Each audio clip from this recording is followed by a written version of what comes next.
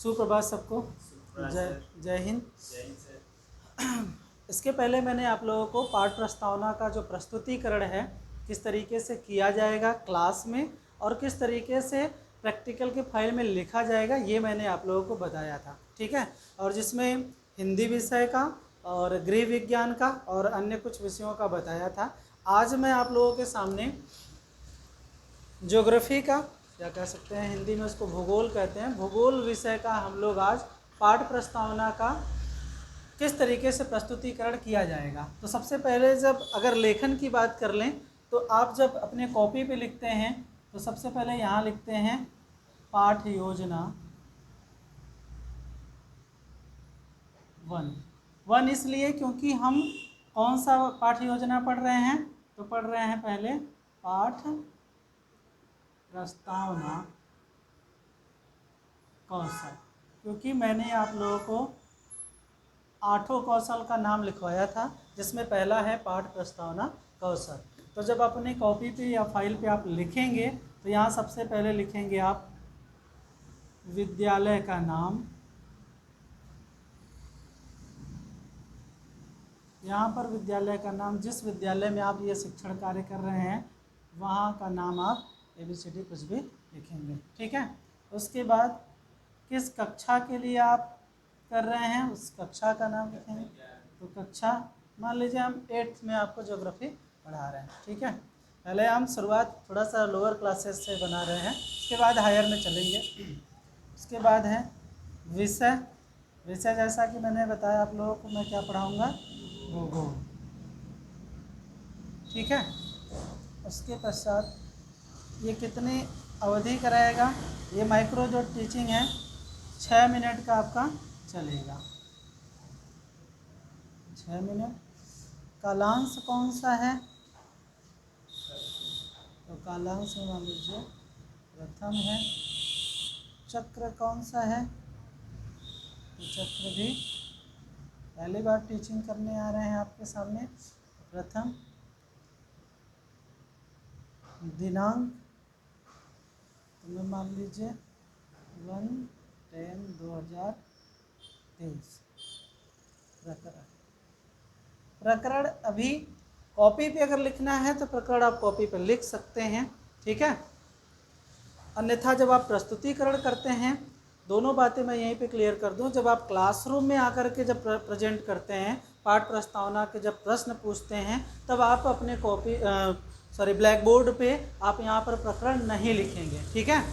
जब यहाँ पर आप आएंगे और प्रश्न बच्चों के पूर्व ज्ञान के आधार पर प्रस्तुत करेंगे और बच्चे क्या करेंगे उसका उत्तर देंगे, और ये उत्तर निकलवाते निकलवाते जब आप जो नवीन पाठ पढ़ाना चाहते हैं वो बच्चों से ही जब ये पाठ आप निकलवा लेंगे तब यहाँ उद्देश्य कथन करते समय आप ब्लैक बोर्ड पे प्रकरण लिखते हैं। लेकिन जब आप प्रैक्टिकल की फाइल पे लिख रहे होंगे तब यहीं पे क्या करेंगे, प्रकरण आप लिख देंगे, ठीक है। इतनी बात समझ में आया। अब इसके पश्चात अभी हम इसको छोड़े हैं, ठीक है, बाद में बताएंगे आपको कि जो टॉपिक है। अब इसके पश्चात आप लोग क्या लिखते हैं प्यारे बच्चों, पाठ प्रस्तावना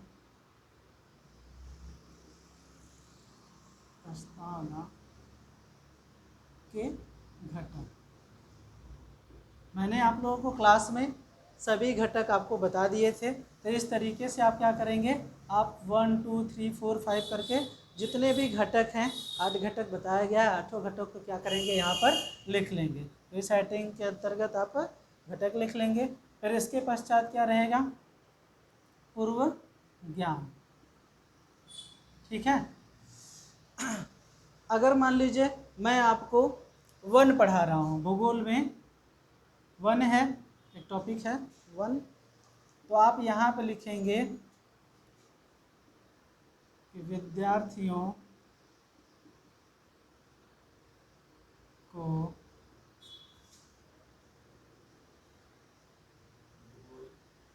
भूगोल नहीं 1 पढ़ा रहे हैं ना, तो 1 नामक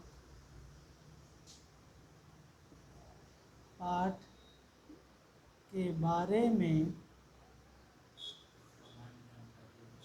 सामान्य जानकारी है, ठीक है, या रखते हैं, ठीक है। अब उसके पश्चात आप लिखेंगे यहाँ पर सहायक सामग्री, ठीक है।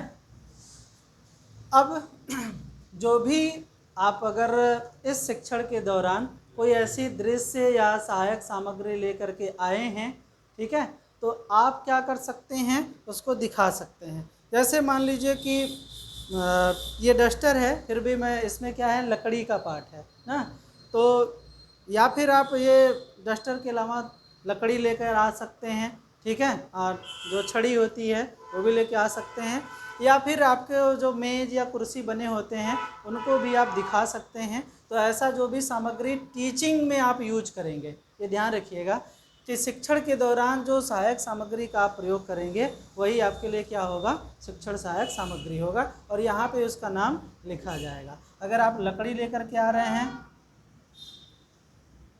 तो उसको लिखेंगे, या फिर आप चार्ट पेपर पे विभिन्न प्रकार के लकड़ियों को बना करके लेके आ रहे हैं जो वनस्पति में पाई जाती हैं, ठीक है, तो चार्ट पेपर का भी यूज कर सकते हैं।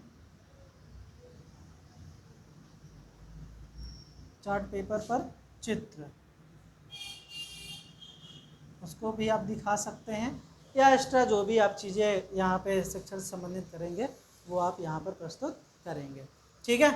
अब इसके पश्चात आप लोग, अब यहाँ ये हेडिंग के पश्चात ये आपका हेडिंग हो गया और ये हेडिंग हो गया। अब इसके पश्चात क्या हेडिंग रहेगा, पाठ प्रस्तावना का प्रस्तुतिकरण, ठीक है। अब यहाँ पर पाठ प्रस्तावना का आप क्या करेंगे, प्रस्तुतिकरण करेंगे, ठीक। अब इसके लिए एक सारणी बनेगी, ठीक, वो सारणी किस प्रकार से बनेगी मैं आप लोगों को बताऊंगा, यहाँ बोर्ड पे लिख करके बाकायदा कॉलम वाइज। तो यहाँ पर सारणी बनती है और उसी सारणी में हम प्रश्नों का निर्माण करते हैं, और निर्माण करते समय मैं आप लोगों को बार बार बताया हूँ कि ये ध्यान रखिएगा कि हम बच्चों के जब भी प्रश्न बनाते हैं तो पूर्व ज्ञान के आधार पर प्रश्नों का निर्माण करते हैं, ठीक है। और उससे संबंधित अगर हमारे पास कोई दृश्य सामग्री है जो यहाँ पे बात कर रहे थे, तो सामग्री ला करके दिखा करके भी वहाँ से हम प्रश्न पूछ सकते हैं जो उनके मेमोरी लेवल का प्रश्न होगा, ठीक।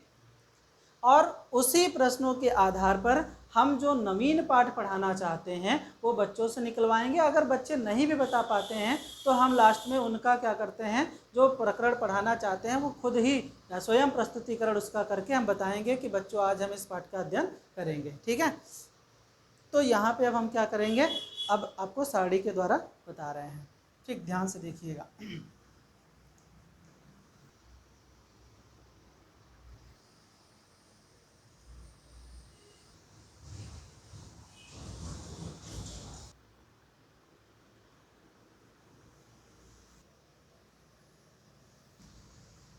ठीक है, तो अब यहाँ पे जैसे मैंने बताया था पाठ प्रस्तावना का प्रस्तुतिकरण किया जाएगा। अब ये पूरा सारणी है, ठीक। सारणी में सबसे पहले अपने कॉपी पे ध्यान रखिएगा प्यारे बच्चों, यहाँ पे क्रमांक लिखा जाएगा, फिर उसके बाद जो कॉलम बनेगा वो छात्र अध्यापक का बनेगा। लड़कियाँ थोड़ा सा ध्यान देंगी, यहाँ छात्रा अध्यापिका कथन लिखा जाएगा, ठीक है। और फिर उसके बाद छात्र कथन, उसके बाद घटक का कॉलम रहेगा, ठीक।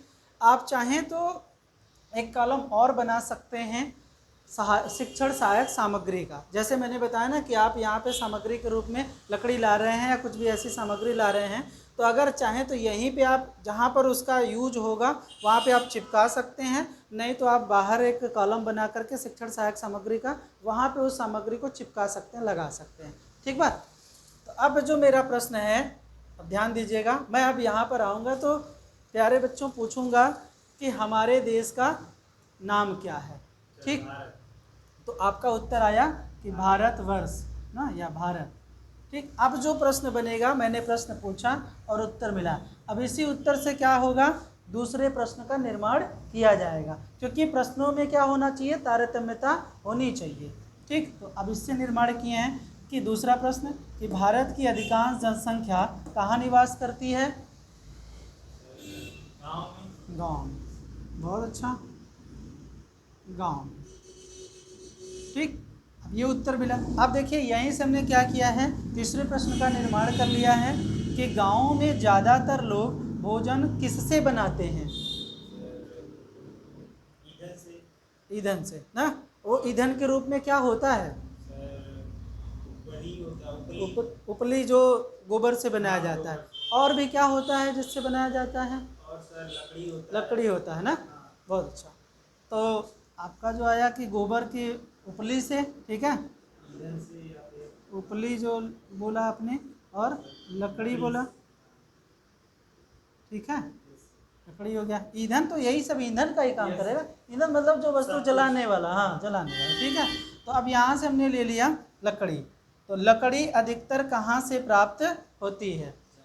जंगल से। जंगल को हम लोग और भी क्या बोलते हैं? वन। ठीक, वन। अगर बच्चे यहाँ पर नहीं बता पाते हैं वन, जंगल ही बताते हैं, तो कोई दिक्कत नहीं है, हम उनको संबोधन कर देंगे कि जंगल को ही हम क्या कहते हैं? वन कहते हैं। तो प्यारे बच्चों, अब आप यहाँ पे जब उत्तर प्राप्त हो जाता है तो आप क्या करेंगे? उद्देश्य कथन करेंगे कि बच्चों आज हम लोग वन नामक पाठ का अध्ययन करेंगे, और यहाँ पर क्या करेंगे? ठीक उसी प्रकार से प्रकरण लिखेंगे वन। ठीक है, हाँ छोड़ के रखा जाएगा। जब यहाँ पर आप निकाल लेंगे तब उसके पश्चात यहाँ पर लिखा जाएगा।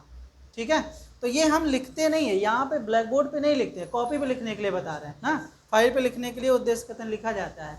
बाकी तो आप क्या करते हैं, यही आएंगे क्लासरूम में, यही प्रश्नीकरण आपको याद होना चाहिए प्रस्तुत करने के लिए। ठीक है, तो आप आएंगे, प्रस्तुत करेंगे पूछ पूछ करके, और जिस तरीके से उत्तर देंगे उसी तरीके से आप क्या करेंगे? नेक्स्ट प्रश्न का निर्माण करके वो बना लेंगे। ठीक, तो जब बच्चे अब लास्ट में ये उत्तर देंगे तो जो कि हमारा प्रकरण था जो आज हम पढ़ाने के लिए उपस्थित हुए हैं, यही संबोधन करते हुए ब्लैक बोर्ड पर लिखा जाएगा कि आज हम लोग वन नामक पाठ पे चर्चा करेंगे। ठीक है, तो ये हो गया आपका, इस तरीके से आप अपनी फाइल पे लिखेंगे। ठीक, अब इसके पश्चात देखिए उद्देश्य कथन के पश्चात प्यारे बच्चों ध्यान दीजिएगा, एक हेडिंग बनती है, उसके पश्चात ये हेडिंग रहेगा पाठ प्रस्तावना के घटक एवं निरीक्षण तालिका। ठीक, अब यहाँ पे जब तालिका बनाएंगे तो यहाँ पे आपका क्या हो जाएगा? क्रमांक हो जाएगा, उसके बाद घटक हो जाएगा। हाँ, जो घटक आपको यहाँ पे बताया गया था वही घटक लिखेंगे। इसमें थोड़ा सा ये चेंजिंग रहता है कि आप यहाँ पे इसको प्रयोग कितना किए हैं, हाँ वो सारी चीज़ें यहाँ पे लिखना रहता है। अब यहाँ पे क्या रहेगा? रेटिंग स्केल, या रेटिंग स्केल के साथ साथ एक कॉलम और बना सकते हैं आप टैली चिन्ह का। ठीक है, टैली चिन्ह, हाँ इसी में आप 2 कॉलम कर लेते हैं, यहीं पे ये 2 कॉलम बन जाएगा, जिसको हम लोग लिखते हैं न्यूनतम और अधिकतम। ठीक है, न्यूनतम में जो होता है 0, 1, 2, 3 लिखा जाता है, और अधिकतम में 4, 5, 6 तक, ये पूरे 7 नंबर्स होते हैं। अगर आपका इसका प्रयोग करते हैं, अगर बिल्कुल भी नहीं किए हैं तो शून्य कहा जाएगा, घटक का प्रयोग किए हैं। अगर ये किए हैं तो बहुत कम किए हैं आप, ये किए हैं अगर तो थोड़ा सा किए हैं, अगर ये किए हैं तो न्यूनतम से थोड़ा सा क्या कह सकते हैं, या न्यूनतम का औसत कह सकते हैं कि प्रयोग किया गया है। ठीक है ना, ये औसत से ज़्यादा किया गया है, ये अधिक किया गया है, और ये सर्वाधिक किया गया है। ठीक, तो ऐसा आप प्रयास करिए कि जितने भी घटक हैं उनका प्रयोग आप सर्वाधिक कर सकें। ठीक, तो इसलिए यहाँ पर नंबर 1, 2, 3, 4, 5, 6, 7, 8, 9 ना 8 ही घटक है, तो 8 घटक तक आप यहाँ पर पूरा घटक लिख लेंगे। ठीक है, यहाँ पे ये आपकी पूरी सारणी कंप्लीट हो जाती है। ठीक, अब तो यहाँ पे जितना भी घटक बताए हैं उसको यहाँ पे क्या करिए? मेंशन कर दीजिए, पूरा लिख दीजिए।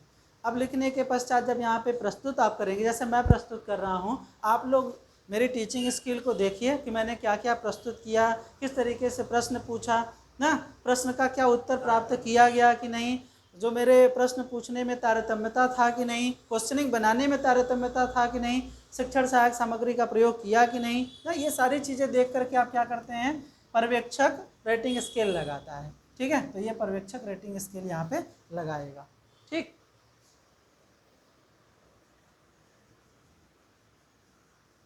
कुछ पूछना है? सर पर लेक्चर जो साइन होता है वो सब्जेक्ट टीचर करते हैं या एक्सटर्नल एग्जाम? नहीं, सब्जेक्ट टीचर यहाँ पे जो पढ़ाता है, टीचिंग करता है वही। जिन्होंने पूरा सिखाया है, जिनके अंडर बना हाँ, रहे हैं। जिनके अंडर में आप जैसे सब्जेक्ट टीचिंग जो आप कर रहे हैं, हाँ। तो वो वही टीचर आपका साइन करेंगे। ठीक है, ऑन कर दो अब। ऑन हो गया। अब इसके पश्चात देखिए, ये जब पूरी साड़ी कंप्लीट हो जाती है तब यहाँ पे एक हेडिंग रहता है समालोचना। क्या रहेगा? समालोचना, या फिर इसको आलोचना भी बोला जाता है ना। समालोचना या आलोचना का मतलब ये होता है कि आपके शिक्षण के दौरान जो कमियां पाई गई या जो अच्छाइयां हैं, उनको क्या करेगा टीचर यहाँ पे पॉइंट करके नोट करेगा, कॉपी में ही आपके लिखा जाएगा।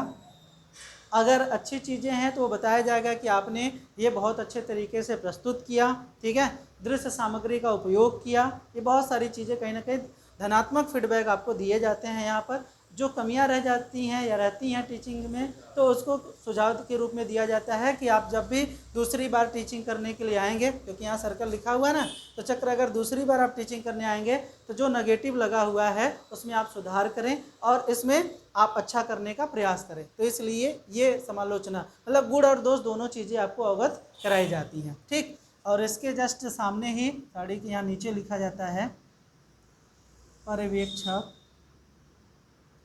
हस्ताक्षर।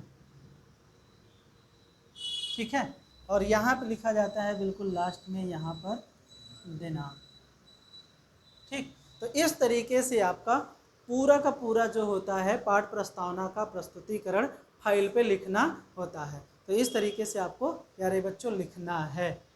ठीक है, अगर इसमें कोई डाउट हो, कहीं समस्या हो तो पूछ सकते हैं आप। कहीं है समस्या? सर ये समालोचना और आलोचना सारे घटक वाले में लिखेंगे कि सिर्फ पाठ प्रस्तावना में? नहीं, सभी में, क्योंकि आप जितने भी स्किल आएंगे यहाँ शिक्षण करने के लिए स्किल का, क्योंकि प्रैक्टिस करते हैं तो हर एक स्किल में निपुण कराया जाता है, आपको ट्रेनिंग दिया जाता है आपको कि कैसे आपको पाठ प्रस्तावना का प्रश्नीकरण करना है, किस तरीके से आपको व्याख्या कौशल करना है, किस तरीके से आपको प्रश्नीकरण करना है, किस तरीके से आपको उद्दीपन परिवर्तन कौशल करना है, या किस तरीके से श्यामपट लेखन कार्य करना है। ये सारी हर एक स्किल में आपको निपुण किया जाएगा। तो हर एक जब निपुण होंगे तो यहाँ प्रशिक्षण लेंगे तो हर में तो आपको फीडबैक दिया जाएगा ना। तो इसलिए हर में कहीं ना कहीं ये आलोचना लिखी जाती है। ठीक है, टीचर आपको ये कहीं ना कहीं आलोचना कॉपी पे ही फीडबैक लिख करके देगा। ठीक, और भी कुछ पूछना है इससे रिलेटेड? नहीं, ठीक है, तो आज के लिए इतना ही। आई होप आपको ये भूगोल विषय का समझ में आया होगा। ठीक, thank you sir. Thank you.